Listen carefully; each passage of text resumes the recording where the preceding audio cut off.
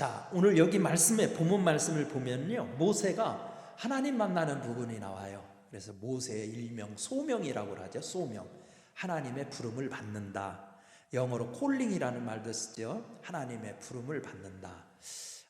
그 모세가 역사적으로 하나님의 부름을 받는 장면이 출애굽기 3장 1절부터 12절에 나옵니다.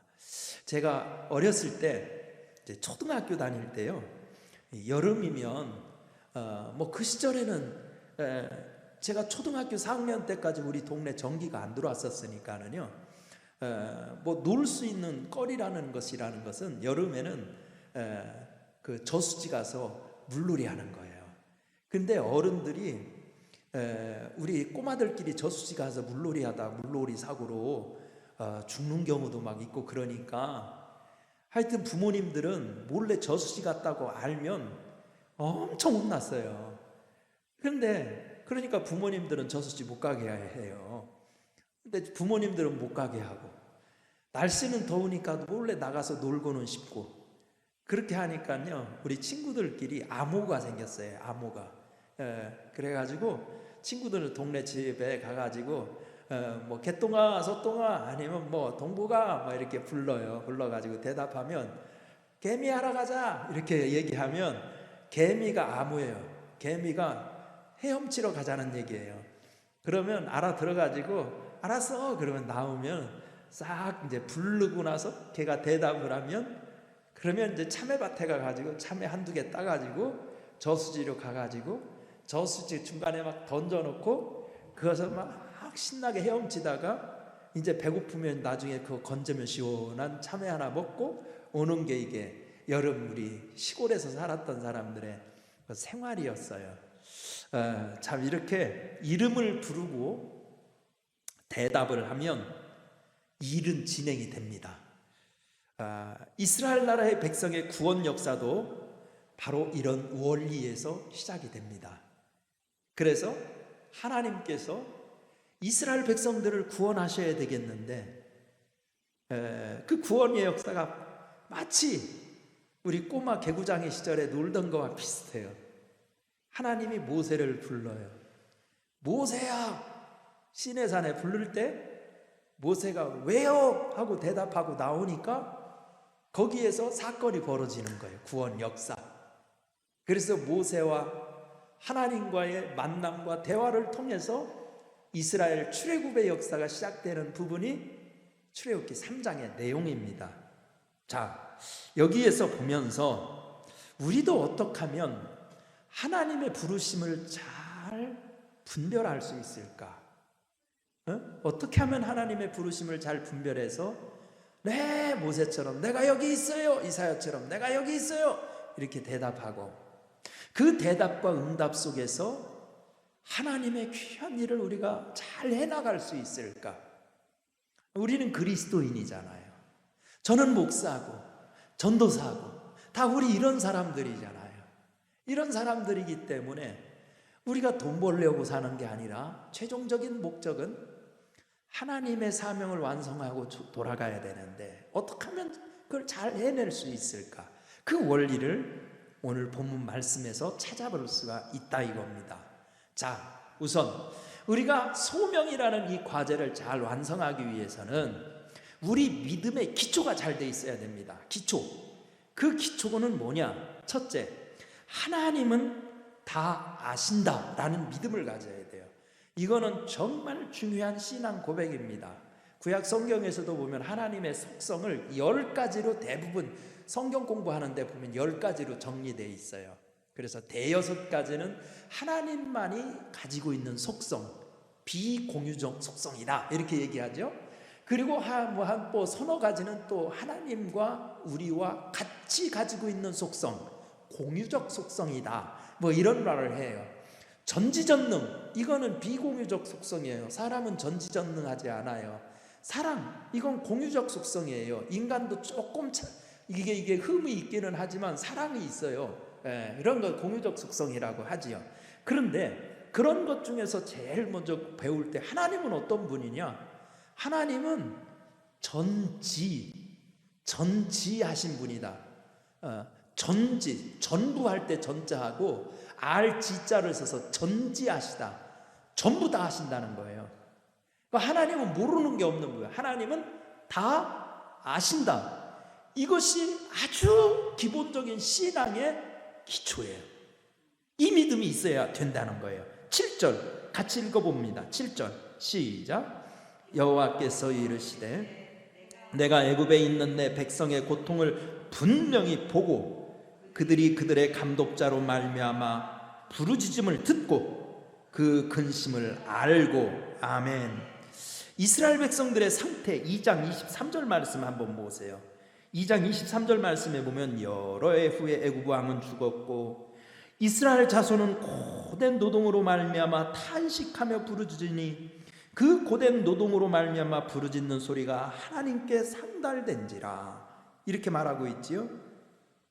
여러분, 이스라엘 백성들이 너무너무 고통스러운 이 노동으로 말미암아 하나님 앞에 부르짖었대요. 극심한 고통이 사람에게도 찾아오면, 우리 믿는 성도들에게도 이렇게 극심한 고통이 찾아오면 어떤 생각이 드냐? 나는 버려진 존재다 라는 생각이 먼저 들어요. 한번 아주 어려운 처지에 있어 보세요. 주변에 아는 사람들도요, 다 혀만 찰 뿐이지 나의 삶의 현장에 도움이 되는 게 없을 정도로 어려움을 한번 겪어보세요.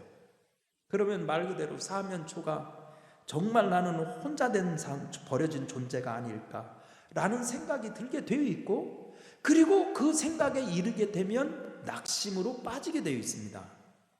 그러다 보면 기도도 안 되고 찬송도 안 나오고 그러는 영적인 슬럼프에 빠질 때가 있어요. 믿는 사람도 그래요. 그런데 성경에 보면 믿음의 위인들도 그랬고 이스라엘 백성들도 그랬어요.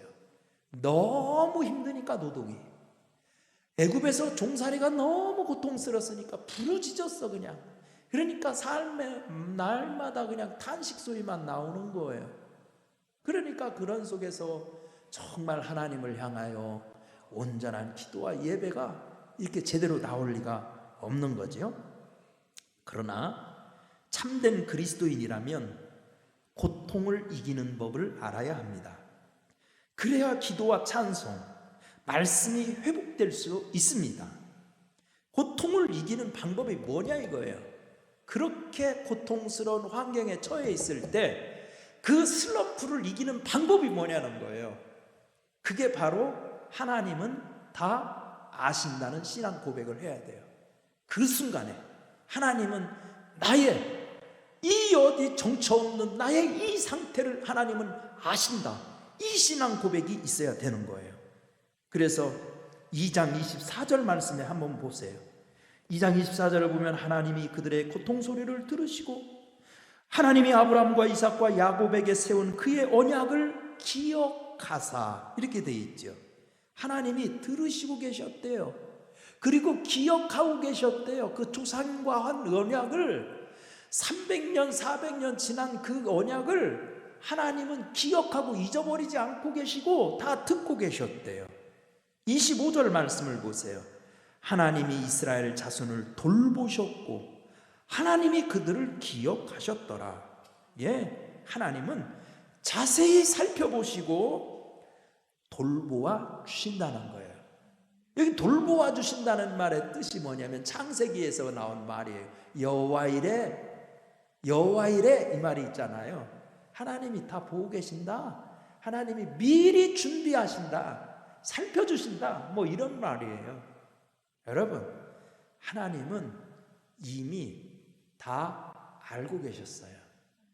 그 백성들은 고통에 묻혀가지고 나 혼자 버려진 존재인가 그랬지만 하나님은 듣고 계시고 기억하고 계시고 돌보고 계셨어요. 오늘 7절 말씀에도 보십시오. 내 백성의 고통을 분명히 보고 부르짖음을 듣고 그 근심을 알고, 이렇게 써 있잖아요. 하나님은 다 알고 계신 분입니다. 먼저 찾아오시는 분이세요. 그래서 이사야서 40장 27절 말씀에 보면 이사야 선지자는 이렇게 예언합니다. 야곱아, 어찌하여 내가 말하며 이스라엘아 내가 이르기를 내 길은 여호와께 숨겨져 있으며 내 송사는 내 하나님에게서 벗어난다 하느냐? 너는 알지 못하였느냐? 듣지 못하였느냐? 이렇게 시작되죠. 땅 끝까지 창조하신 여호와 하나님은 다 알고 계신다는 것입니다. 여기서 다 아신다는 뜻은 그 뭐냐? 나의 삶의 타이밍을 아신다라는 뜻이에요. 하나님이 다 아신다는 뜻은 결정적으로 그 신앙 고백의 결정적인 의미는 하나님이 내 삶의 타이밍을 아신다. 그러니까 나는 내 때는 언제냐 막 이러면서 막 조급해 하잖아요. 다 아신다고 고백할 때는 다 하나님이 일으키는 때, 세우시는 때, 높이시는 때, 데려가실 때 아시지? 때를 아신다는 뜻이에요. 타이밍. 여러분 그 믿음을 가지셔야 돼요. 모세가 오늘 본문에서 소명받을 때 바로 하나님이 기초훈련을 시키시더라고요. 소명할 때 무슨 기초훈련을 시키느냐? 하나님의 일꾼 만들려면 이런 믿음이 있어요. 하나님이 다 아신다. 이런 믿음의 훈련이 돼 있을 때 이제 쓰기 시작하는 거예요. 자, 둘째, 이렇게 역사적으로 암울한 시대에 우리가 하나님 앞에 쓰임을 받으려면 하나님을 만나라는 것입니다. 하나님을 만나라. 5절 말씀을 우리 함께 읽어보겠습니다. 5절 시작. 하나님이 이르시되 이리로 가까이 오지 말라. 내가 선 곳은 거룩한 땅이니 내 발에서 신을 벗으라. 내 발에서 신을 벗으라. 아멘. 우리 강사 중에서 TV 요즘 인기 있는 강사 중에서 김창욱 교수라고 있잖아요. 뭐 소통 전문가로도 이렇게 알려져 있고 뭐 그런 김창욱 교수가 그의 이제 유튜브 영상을 통해서 한번 강의를 들었는데 아주 가끔 너는 재밌어서 그분 이야기 강의를 듣습니다. 근데 김창욱 교수가 이런 말을 하는 소리를 들었어요. 재밌는 사람이 되는 법, 이걸 얘기하더라고요.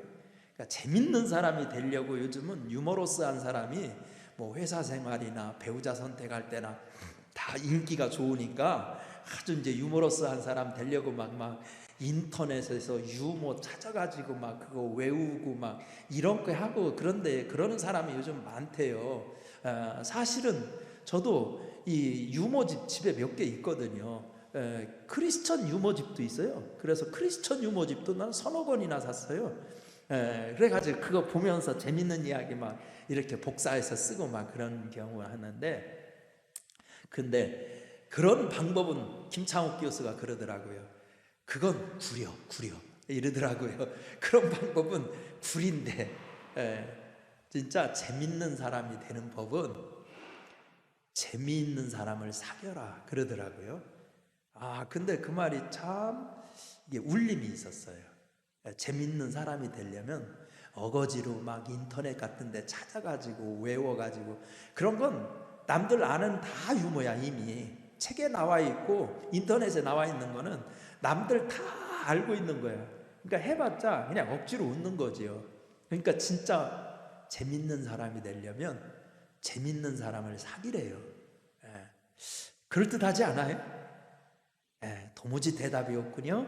여러분들 아마 영상으로 다 공감하면서 아멘을 했으리라 믿습니다. 자, 그런데요, 모세 인생의 반전, 지금까지는요, 출애굽기 2장까지는 모세 인생 완전 망했어요. 완전 망했어요. 폭망했죠 뭐. 왜냐면 40년 동안 아무도 안 불러주는 거예요. 미디안 광야에서 그냥 목자로 사는 거예요. 목동으로. 아무도 그 이름을 기억해 주지 않는 거예요. 근데 그 인생의 반전이 3장에서 일어나요. 3장에서. 뭘로 일어나느냐? 만남으로 일어나요. 만남으로.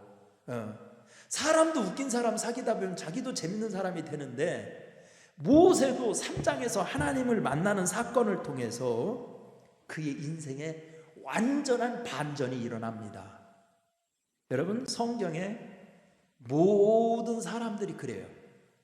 예수님의 제자들도 예수님 만나면서 인생의 반전이 일어났어요. 그네들이 예수님 만나기 전에 어부들이었잖아요, 대부분. 사도 바울은 어떻습니까? 사도 바울도 예수님 만나기 전에 살벌한 사람이었습니다. 율법의 대명사였어요. 그 생명 없는 율법, 법법 그러면서 사람들 살벌하게 만들고, 그리고 사람들의 어깨에 그 종교적인 짐만 잔뜩 지우는 그 유대교 랍비에 불과했었지 않습니까? 근데 바울도 다메섹 도상에서 예수님을 만나면서 그의 삶이 왈칵 뒤집어졌어요. 반전이 일어났어요. 고통 중에 있는 이스라엘 백성들의 희망은 하나님을 만나는 것입니다. 다른 길은 없습니다.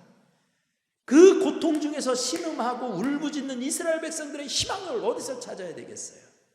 하나님 만나는 길밖에 없어요. 오직 하나님을 만나야 하는 겁니다. 자, 그렇다면 어떻게 하나님을 만나냐는 거예요. 어떻게 만나냐? 그걸 설명하고 있는 게 5절입니다. 5절에서 하는 말을 보세요. 먼저 가까이 오지 말라, 그렇게 얘기하고 있어요. 가까이 오지 말라. 왜 가까이 오지 말라고 그랬을까요? 가까이 오지 말라? 한번 대답 좀 해주면 좋겠는데 왜 가까이 오지 말라고 그랬을까요? 간단하게 설명하면 그거지요. 하나님은 거룩하시고 사람은 죄악된 사람들이기 때문에. 이 칼빈 같은 신학자는 그거를 하나님과 인간의 영원한 질적 차이가 있다, 이런 표현을 썼어요. 영원한, 그거는 어떻게 노력한다고 되는 거 아니에요. 영원한 질적 차이. 그러니까 하나님은 영원히 거룩하신 분, 인간은 그 거룩을 잃어버린 죄인. 그러니까 가까이 못한다는 거예요. 죄가 여기서 가까이 오지 말라는 것은 한 신앙생활의 원리를 설명하는 겁니다. 원리. 그것은 뭐냐면 하나님의 역사는 거룩의 원리를 이해해야 하나님의 일을 할 수 있다는 거예요. 그러니까 죄가 아무런 거룩의 과정을 거치지 않고, 죄악된 인간이 아무런 속죄와 거룩의 과정이 없이 그냥 강단에 올라오고 목사 가운 입고 뭐 전도사도 되고 목사도 되고 이런 식으로 해서는 이거는 하나님의 질서를 어지럽히는 거라는 거예요. 그러니까 가까이 오지 말라. 모세야, 난 너를 쓰기는 쓸 건데 먼저 네가 나한테 오기 전에 과정이 있어. 다 어떻게 하느냐? 네 때를 벗겨야 돼. 죄악의 때를 벗겨서 나하고 교제가 될 만큼 거룩의 과정을 거쳐야 돼. 이게 가까이 오지 말라는 의미라는 것이에요. 그래서 하나님 만나는 첫 번째 원리는 거룩의 원리예요.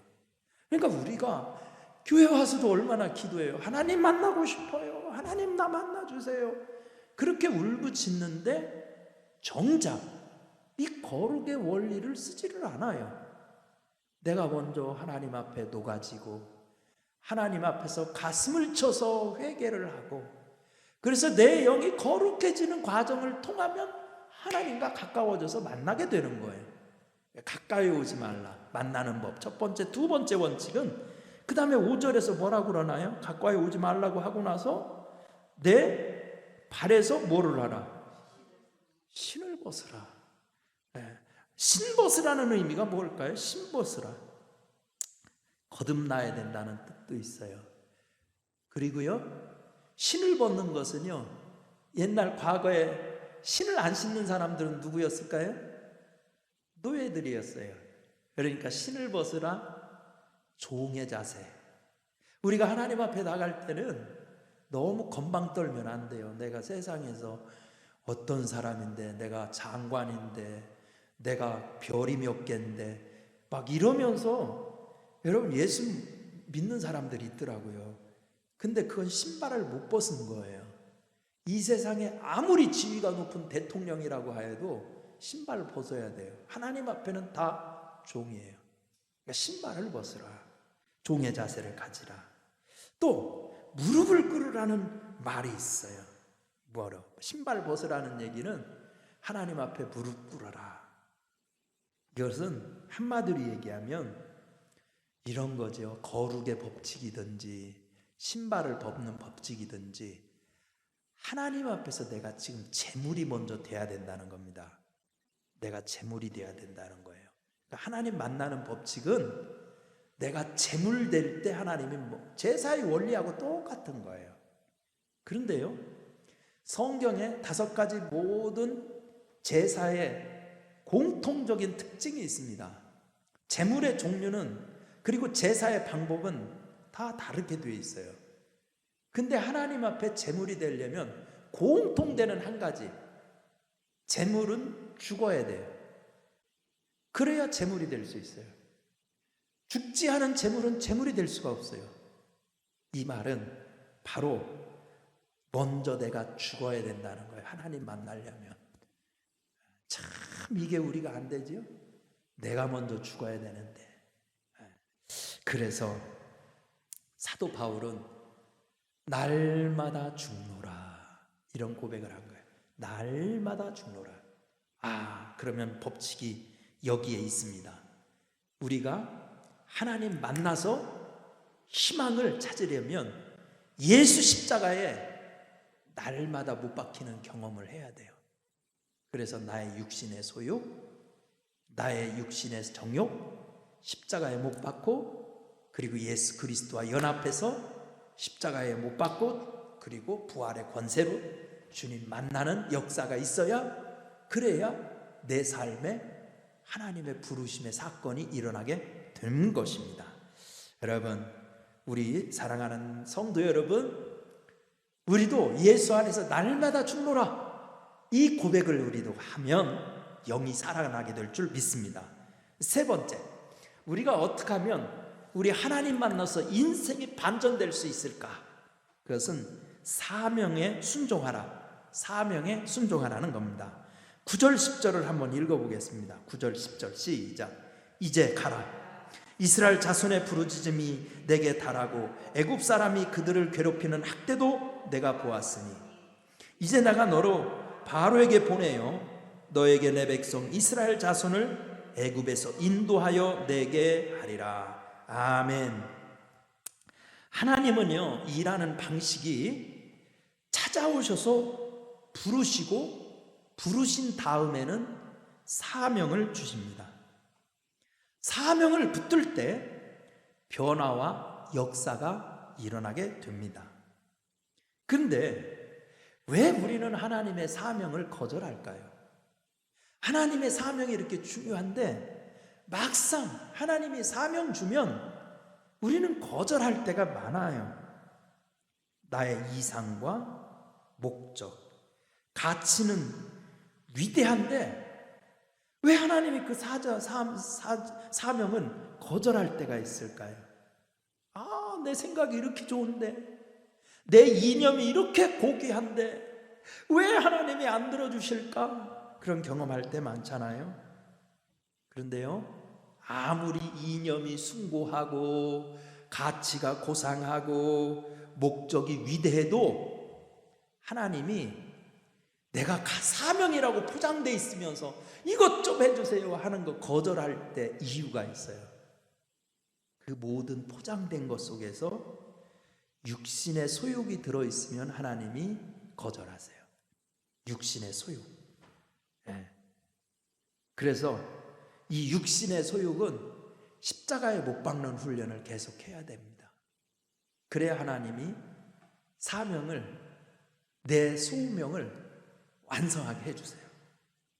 또한 능력의 문제가 있을 때 하나님은 거절하십니다. 능력의 문제가 있을 때 그 일을 하기에는 내가 너무 연약하거나 성향이 안 맞을 때 하나님은 나보다 더 잘하셔요. 그러니까 그런 것이 있을 때 거절하십니다. 세 번째는 안전 문제. 인정의 문제, 안전 문제라고 안 했네. 인정의 문제가 있을 때 하나님이 거절합니다. 인정. 그게 뭐냐면 우리는 세상에서 인정받고 싶은 욕구가 엄청 강해요.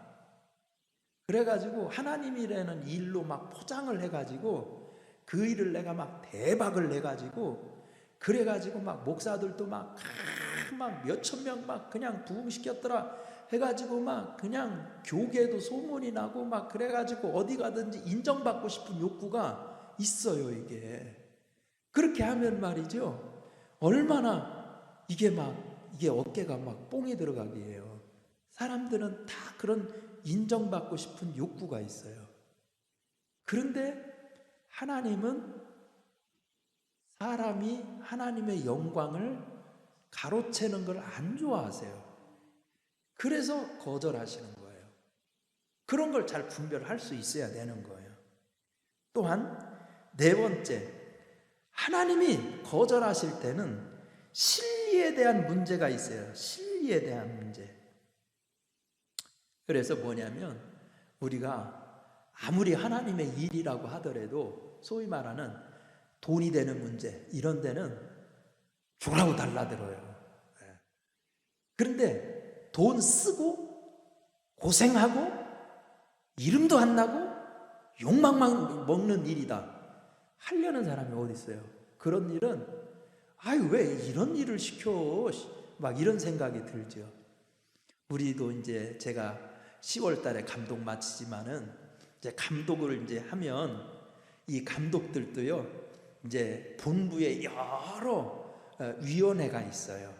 그 여러 위원회에서 이제 위원장을 하는데 저는 이제 보궐선거로 늦게 들어갔기 때문에 뭐 순서로 보면은요 제일 좋은 위원장이 선교국 위원장, 교육국 위원장, 사회평신도국 위원장, 뭐 이런 재단 사무국 위원장, 뭐 이런 것이 이제 순서대로 막 다 소위 말하는 힘이 있고 빽이 있는 자리예요.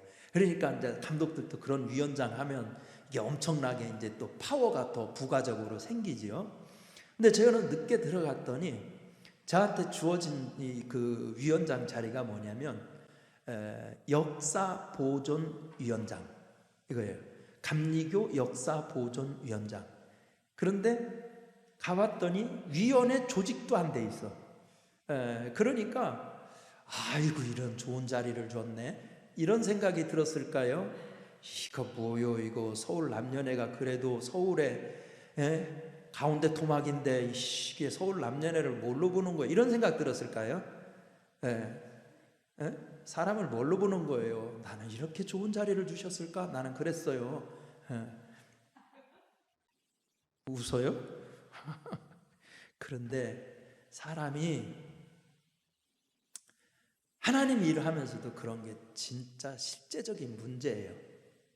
그러니까 이런 걸 다 하나님은 모르겠지 하고 속에 숨기고서 그냥 막 멋진 막 그냥 이념 갖다 막 문구 써 붙이고 막 가치 막 위대한 목적 이런 거 해가지고 사업계획 다 써가지고 하나님한테 포장해서 올리면 안 속아요. 그러니까 하나님이 사명을 거절하실 때는 그걸 걸러내야 돼요. 육신의 소유, 능력의 문제 내가 맞나, 그 다음에 인정 문제 이거에 너무 붙들렸나, 진리의 문제 그러니까 뭔가 그것을 통해서 내가 뭐 얻으려는 반사이익이 있는가 아니면 내가 희생하러 들어가는가 이런 걸 보아야 돼요. 그런데요 하나님이 거부할 수 없는 조건이 있습니다. 하나님이 거부할 수 없는 조건 그 뭐냐면 12절 말씀에 보니까 이렇게 되잖아요. 하나님이 이르시되 내가 반드시 뭐예요? 너와 함께 하리니. 그러니까 사람들은 이런 것이 있어야 그래도 뭔가 낚싯밥이 돼서 좋겠다 하고 하나님이 할게요 하고 물려나와요. 그런데 하나님은 그런 거 하나도 낚싯밥으로 안 쓰셔. 낚싯밥으로 안 쓰고 하나님이 진짜 낚싯밥으로 내놓은 것은 뭐냐면 내가 총령 너와 함께 하리라 이것밖에 없어요. 함께 하리라. 이게 이 과정을 이해하고 넘어가면 진짜 이제 하나님의 사명자로 쏙 넘어가는 거예요. 그래서 오늘 12절까지 보면 하나님이 모세 처음 불러가지고 일을 만들려고 이제 출애굽 스토리를 만들려고 하면서 이런 거룩 훈련, 이런 사명 훈련, 그리고 하나님이 뭘 주시는 게 제일 좋은 선물인가, 이런 훈련을 시키면서 다음 단계로 하나하나 일꾼으로 만들어 가시더라는 겁니다. 여러분, 우리도 하나님이 기쁘게 쓰시는 일꾼이 되셔야 됩니다. 여러분, 모세처럼 하나님이 부르실 때 아멘, 순종할 수 있기를 바라고요, 헌신할 수 있기를 바라고요, 희생할 수 있기를 바라고요, 그리고 하나님이 함께 하심을 확신하시기를 바랍니다. 은혜로우신 하나님, 오늘 심야 기도를 통해서 모세의 소명을 들었습니다. 하나님의 부르시는, 모세의 부르시는 소리를 들었습니다. 우리도 하나님이 부르시고 계실 때 영의 귀가 열려서 아멘으로 화답할 수 있게 하시고, 그 부르심 앞에 내가 날마다 거룩해져가 주님이 쓰기에 합당한 제물로 헌신될 수 있게 복내리어 주시옵소서. 우리 성도들을 축복하여 주옵소서. 이 시간 안수하여 주옵소서. 하나님, 마음이 컬컬한 자들, 성령의 말씀에 검이 들어가서 마음이 하나님 아버지 심령골수가 찔러 쪼개지기까지 되어 하나님 아버지 은혜로 활활 타오르게 하여 주옵소서. 주님의 복된 종들 되게 하여 주옵소서. 예수님의 이름으로 축원하옵나이다. 아멘.